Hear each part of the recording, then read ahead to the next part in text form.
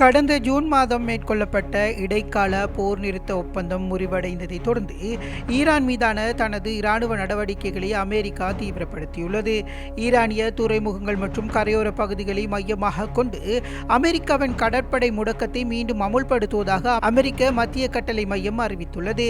இந்த நடவடிக்கை ஜூலை 14 மாலை முதல் அமுலுக்கு வந்துள்ளதாக தெரிவிக்கப்படுகிறது. இதற்காக மத்திய கிழக்கு கடல் பிராந்தியத்தில் 20க்கும் மேற்பட்ட அமெரிக்க போர் கப்பல்களும் நூற்றுக்கணக்கான போர் விமானங்களும் களமிறக்கப்பட்டுள்ளதாக அமெரிக்கா மத்திய கட்டளை மையம் தெரிவித்துள்ளது. இதனிடையே ஹோர்முஸ் நீரிணையினூடாக செல்லும் வணிக கப்பல்கள் மீதான ஈரானிய தாக்குதல் திறன்களை வலுவிழக்க செய்யும் நோக்கில் அமெரிக்கா ஈரானின் தென்பகுதிகளில் வான்வழி தாக்குதல்களை தொடர்கிறது.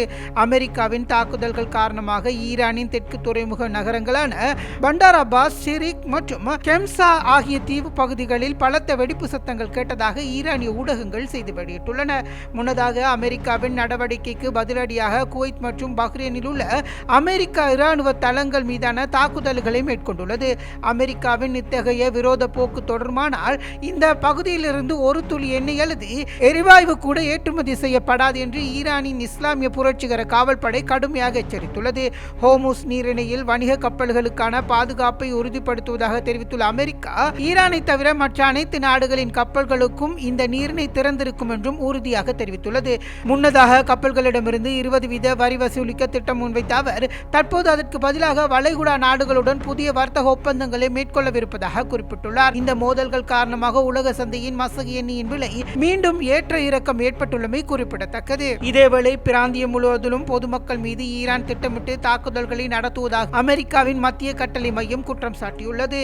கடந்த ஒரு வாரத்தில் மட்டும் ஈரான் படைகள் 7 வணிக கப்பல்கள் மீது தாக்குதல் நடத்தியுள்ளதாக அமெரிக்காவின் மத்திய கட்டளை மையத்தின் தளபதி அட்மிரல் பிராட் கூப்பர் தெரிவித்துள்ளார். இந்த தாக்குதலில் பொதுமக்களாக சுமார் 12 பணியாளர்கள் கொல்லப்பட்டிருக்கலாம் அல்லது காணாமல் போயிருக்கலாம் என்றும் அவர் குறிப்பிட்டுள்ளார். மேலும் அண்டைய வளைகுடா நாடுகளை நோக்கி ஈரான் பல ஏவுகணைகளையும் ஆளில்லா வானூர்திகளையும் ஏவியுள்ளதாக தெரிவித்துள்ள அட்மிரல் கூப்பர், பொதுமக்களின் உயிருக்கு ஆபத்தை விளைவிக்கும் இத்தகைய செயல்களுக்கு ஈரான் பொறுப்பேற்க வேண்டும் என்றும் வலியுறுத்தியுள்ளார். இதேவேளை குவைத் ராணுவம் புதன்கிழமை அதிகாலை வெளியிட்ட அறிவிப்பில் ஈரான் நடத்திய தாக்குதல்களை தொடர்ந்து தங்களின் வான் பாதுகாப்பு அமைப்புகள் எதிரி ட்ரோனர்களை எதிர்கொண்டு வருவதாக தெரிவிக்கப்பட்டுள்ளது. நாட்டின் பல பகுதிகளில் கேட்கப்படும் வெடி சத்தங்கள் வான் பாதுகாப்பு அமைப்புகள் ட்ரோனர்களை இடைமறித்து அளிப்பதனால் ஏற்படுபவை என்றும் ராணுவம் தெரிவித்துள்ளது. மக்கள் உரிய பாதுகாப்பு வழிமுறைகளை பின்பற்றுமாறு அறிவுறுத்தப்பட்டுள்ளது.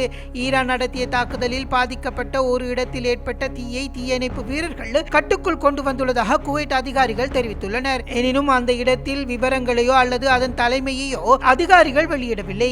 எவ்வித காயங்களும் ஏற்படவில்லை என்றும் தெரிவிக்கப்பட்டுள்ளது. இதேவேளை பஹ்ரைனில் உள்ள அமைச்சகம் வான்வழி எச்சரிக்கை சைலன்சர்களை ஒலிக்க செய்து பொதுமக்கள் பாதுகாப்பான இடங்களுக்கு செல்லுமாறு கேட்டுக்கொண்டுள்ளது. துரோகத்தனமான ஈரானிய வான்வழி தாக்குதல்களை தங்களின் வான் பாதுகாப்பு அமைப்புகள் இடைமறித்து அளித்ததாக பஹ்ரைன் பாதுகாப்பு படை தெரிவித்துள்ளது. அதிகரித்து வரும் பதட்டத்திற்கு மத்தியில் இந்த சம்பவங்கள் நிகழ்ந்துள்ளன.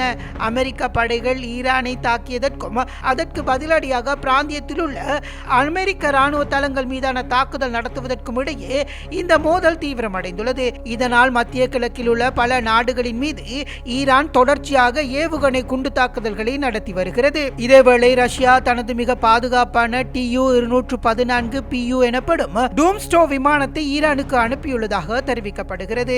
அமெரிக்கா ஈரான் மோதல் மீண்டும் அதிகரித்துள்ள நிலையில் இந்த விமானம் அனுப்பப்பட்டுள்ளதாக தெரிவிக்கப்படுகிறது.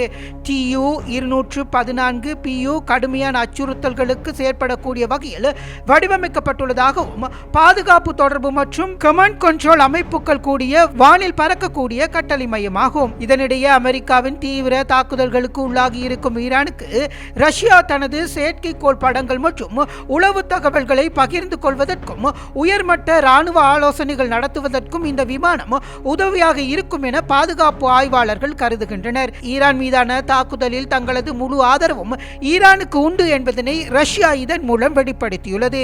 இதன் காரணமாகவே ரஷ்யா பயன்படுத்தப்படும் மிக முக்கிய விமானமான இந்த விமானத்தை ஈரானுக்கு வழங்கியிருப்பதாகவும் தெரிவிக்கப்படுகிறது. கடுமையான போர் தாக்குதல்களுக்கு மத்தியில் இந்த விமானம் ஈரான் யூடியூப் தளத்தை சப்ஸ்கிரைப் செய்யுங்கள்.